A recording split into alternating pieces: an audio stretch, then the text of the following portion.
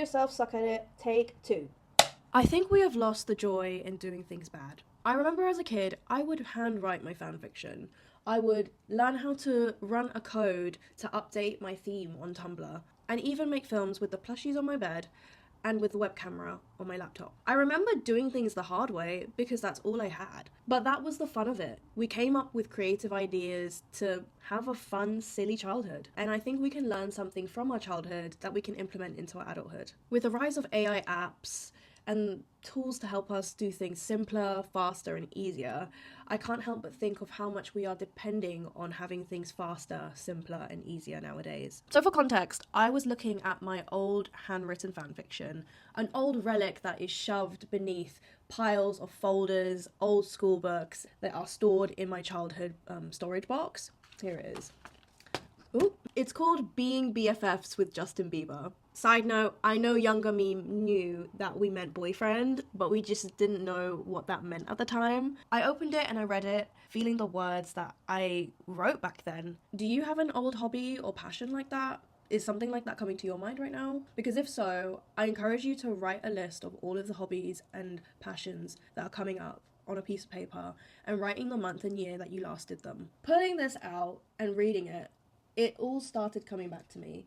The excitement of coming back after school and opening my book just to add another page to this book. The joy of staying up all night just to write a fan fiction. And I thought to myself, wow, I have not written something like this in years. She even wrote an author's note in between this book saying that you can find this in Waterstones. This girl had a dream of posting a manuscript to a publishing company. At 11 years old, that is amazing. Like, you're wondering, where am I going with this? You know, like, as an adult, how can we implement time in our busy lives? I'm at this point in my 20s where I just want to do everything. Think of the fig tree analogy in The Bell Jar by Sylvia Plath. I find myself often overwhelmed by the end result or the end goal, wanting to be perfect at that hobby and how long it will take to get there. Often, it makes me want to resist and not bother at all. When you become nostalgic and reminisce on your old hobbies and passions, there are 2 routes. Route 1, recognizing that thought and remembering it every 3 months that you used to do that thing so passionately,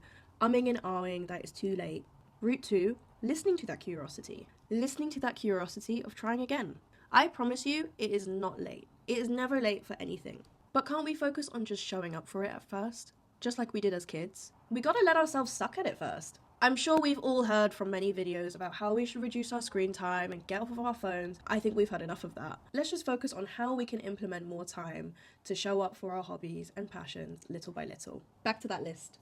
I want you to make a plan to put 10 minutes into your routine for an X amount of days in your week, whatever your capacity is. Have a reward chart. A silly reward chart. You could draw it, you could get one from Poundland, anything you like. Have some star stickers or any form of stickers for you to just put on each day that you show up for your hobby or passion just for 10 minutes. Those stickers will add up. It will track your progress. Sometimes I look at my stickers on my reward chart and I'm like, I did that.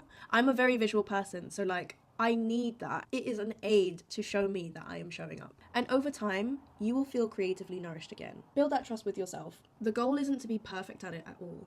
It's to find joy in trying again, finding life in the things that we want to show up for, doing things for ourselves, owning your screen time, owning your time again. So if there's anything you got from this video, I hope it is a piece of encouragement to show up for your old hobby or passion again that you've been thinking about. There are so many sayings that I could add on this. Even if it takes 3 years, the time will pass. Even if it takes 20 years, the tree will still grow. I hope any analogy in this video will help you just show up again. So let yourself suck at it, let yourself figure it out. Kind of want to read that Being BFFs with Justin Bieber book again. Justin was right. What happens if it doesn't get published? But if Jacqueline Wilson and Stephanie Meyer, authors, will approve it, then it will get published. If only I knew where they lived. Principal Hamilton couldn't do anything about it since he was busy making out with Miss Pear in his office. I hate my life. I think this is for another video. We need to analyze the fanfiction in this. Bye, have a good day.